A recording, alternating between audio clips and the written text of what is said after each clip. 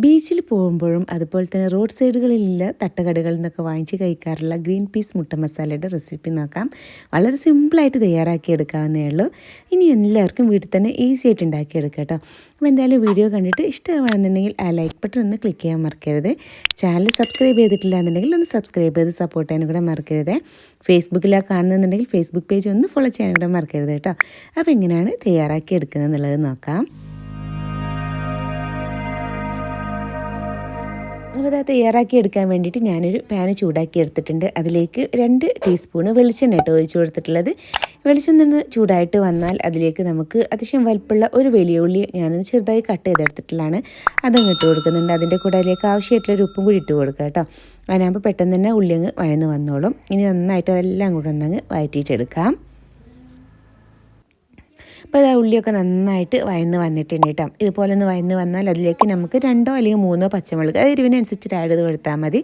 അതുപോലെ തന്നെ 2 തണ്ട് കറിവേപ്പിലയും കൂടി ഇട്ട് കൊടുത്തിട്ടുണ്ട്. എന്നിട്ട് ഒന്നും കൂടെ എല്ലാം കൂടെ ഒന്നും കൂടെ അങ്ങ് വഴറ്റിയിട്ടെടുക്കാം.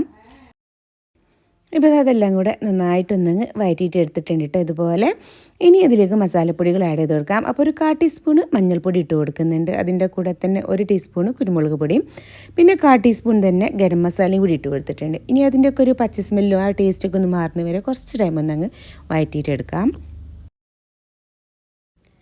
ഇപ്പോൾ അതെല്ലാം കൂടെ കുറച്ച് ടൈം നന്നായിട്ട് ഇതുപോലെ ഒന്നങ്ങ് വഴറ്റിയിട്ട് എടുത്തിട്ടുണ്ട് കേട്ടോ.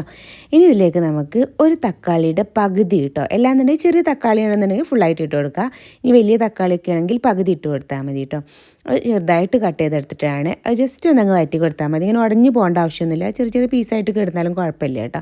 കുറച്ച് ടൈം ഒന്നങ്ങ് വഴറ്റിയിട്ടെടുക്കാം. ഇപ്പോൾ അതെല്ലാം കൂടെ കുറച്ച് ടൈം നന്നായിട്ടൊന്ന് വഴറ്റി കൊടുത്തതിന് ശേഷം ഇനി ഇതിലേക്ക് ഗ്രീൻ പീസ് ആഡ് ചെയ്ത് കൊടുക്കാം. അപ്പോൾ ഞാനിവിടെ ഫ്രോസൺ ആയിട്ടുള്ള ഗ്രീൻ പീസ് ഉപ്പിട്ടൊന്ന് വേവിച്ചെടുത്തിട്ടുള്ളതാണ് കേട്ടോ. ഫ്രോസൺ ആകുമ്പോൾ നല്ല ഒരു പച്ച കളർ നമുക്ക് കിട്ടുള്ളൂ കേട്ടോ.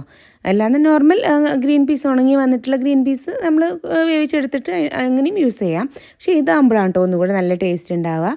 ഇനി കുറച്ച് ടൈം ഒന്നങ്ങ് വഴറ്റിയിട്ട് എടുക്കാം. ഓൾറെഡി ആ ഒരു ഗ്രീൻ പീസ് വേവായിട്ട് വന്നിട്ടുള്ളതാണ്. വേവിക്കുമ്പോൾ നമ്മൾ ഉപ്പിട്ടിട്ട് വേണ്ട വേവിച്ചെടുക്കാൻ. അപ്പോൾ കുറച്ച് ടൈം അതെല്ലാം കൂടെ നന്നായിട്ടൊന്ന് വഴറ്റി കൊടുത്തിട്ടുണ്ട്. ഇനി സെൻറ്ററിൽ കുറച്ചൊന്ന് സ്പേസ് ഉണ്ടാക്കി കൊടുത്തതിന് ശേഷം ഞാനിവിടെ ഒരു 3 കോഴിമുട്ട എടുത്തിട്ടുള്ളത് അതുപോലെ അങ്ങ് ഒഴിച്ച് കൊടുക്കാം. എന്നിട്ട് ഫ്ലെയിം ഒന്ന് അങ്ങ് കൂട്ടിയിട്ടിടുക കേട്ടോ. അത് കൂട്ടിയിട്ടിടുന്നതോട് കൂടിയിട്ട് കുറച്ച് ടൈം ആകുമ്പോഴത്തേനും ഇങ്ങനെ ഒന്ന് സെറ്റായിട്ട് വരും. അപ്പോൾ പതുക്കെ ഇതുപോലെ ഇങ്ങനെ മിക്സ് ചെയ്ത് കൊടുക്കാം. നന്നായിട്ട് ആ സെൻറ്ററിലോട്ട് ഇട്ടിട്ട് കുറച്ച് ടൈം ഇതുപോലെ ഇങ്ങനെ മിക്സ് ചെയ്തതിന് ശേഷം ഇനി എല്ലാം കൂടെ ഇതുപോലെ ഒന്നങ്ങ് മിക്സ് ചെയ്തെടുത്താൽ മതി കേട്ടോ. നന്നായിട്ട് മിക്സ് ചെയ്തെടുക്കാം. ഫ്ലെയിം കൂട്ടിയിട്ട് തന്നെ ചെയ്തെടുക്കാം. സ്പീഡിൽ ഇങ്ങനെ മിക്സ് ചെയ്ത് കൊടുത്താൽ മതി കേട്ടോ.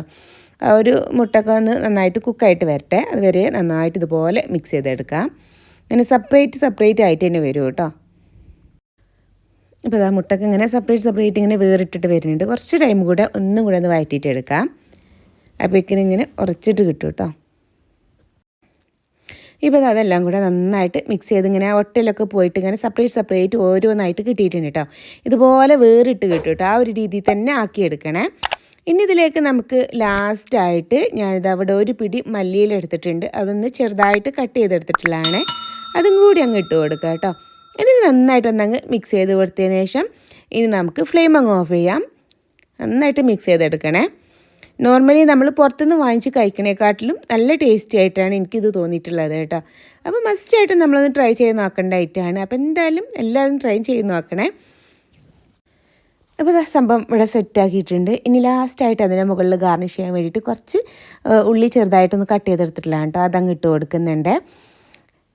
ഇട്ട് കൊടുത്തിട്ട് സംഭവം നമ്മൾ പുറത്തുനിന്നൊക്കെ വാങ്ങിച്ച് കഴിക്കുമ്പോൾ അവർ ഇതുപോലെയാണ് കേട്ടോ തരിക. അതും കൂടി മിക്സ് ചെയ്ത് കഴിക്കുമ്പോൾ ഒരു പ്രത്യേക ടേസ്റ്റാണ് നമ്മൾ ഈ ഗ്രീൻ പീസ് മുട്ട മസാലയ്ക്ക് ഉണ്ടാവുക. അപ്പോൾ ടേസ്റ്റി ആയിട്ടുള്ള ഗ്രീൻ പീസ് മുട്ട മസാല ഇവിടെ റെഡി ആയിട്ട് വന്നിട്ടുണ്ട്. അപ്പോൾ എന്തായാലും എല്ലാവരും ഇതുപോലെ ഒന്ന് ട്രൈ ചെയ്ത് നോക്കാം കേട്ടോ. നമുക്ക് ഈവനിങ്ങിൽ ചായയുടെ കൂടെ അതുപോലെ തന്നെ ബ്രേക്ക്ഫാസ്റ്റ് ആയിട്ട് ഇപ്പോൾ ഡിന്നറായിട്ടൊക്കെ ഉണ്ടാക്കി കഴിക്കാൻ പറ്റുന്ന നല്ല ടേസ്റ്റി ആയിട്ടുള്ള ഒരു ഐറ്റമാണ് കേട്ടോ. അപ്പോൾ ട്രൈ ചെയ്ത് നോക്കിയ ശേഷം ഫീഡ്ബാക്ക് അറിയിക്കാൻ മറക്കരുത്. അപ്പോൾ ഇൻഷാ അല്ലാഹ് ഇനി മറ്റൊരു വീഡിയോ ആയിട്ട് വരുന്നവരേക്കും ബായ്. Thank you. അസ്സലാമു അലൈക്കും.